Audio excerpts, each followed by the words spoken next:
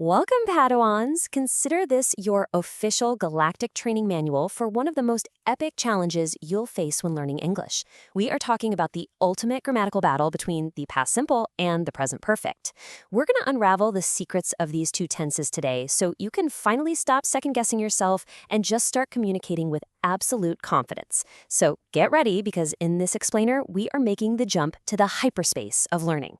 Here is the holographic map for today's session. First, the power of the present perfect. Then, the clash of tenses. Next up, grammatical fusions. And finally, dark side traps. Let's jump right in. Module 1, the power of the present perfect. Bridging past and present. A lot of people think the present perfect is just another past tense, but it's really not. Think of it more like a hyperspace bridge. It connects an event that happened or started in the past directly to your present reality, basically the now. In English, we actually require this explicit connection to the present for things that are still relevant. Now, every good Jedi needs to know how to assemble their lightsaber, right? Well, grammatically speaking, step 1 is your kyber crystal. That's the subject, like I or she.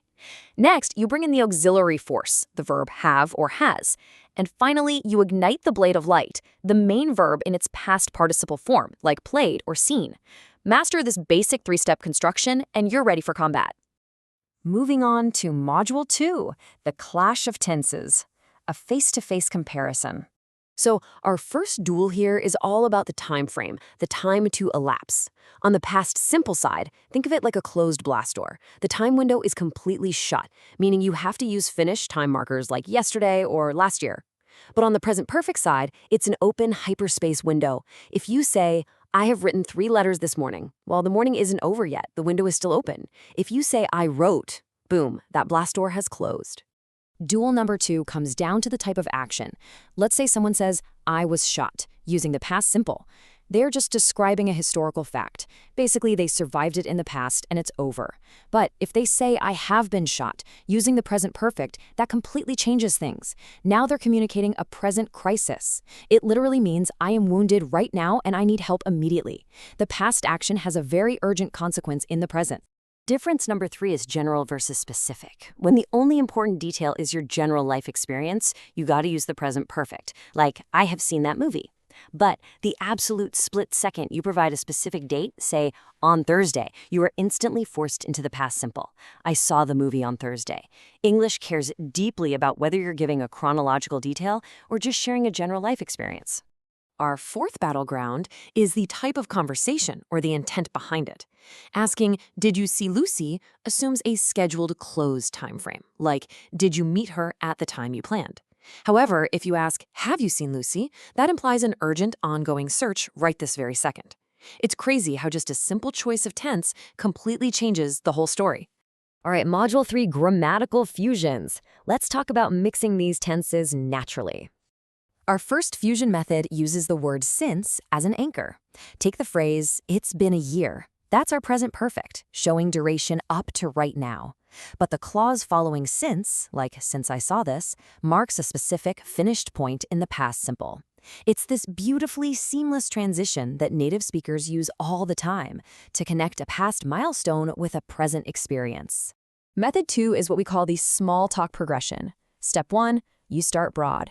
You explore a general experience using the present perfect, like, have you been to Spain?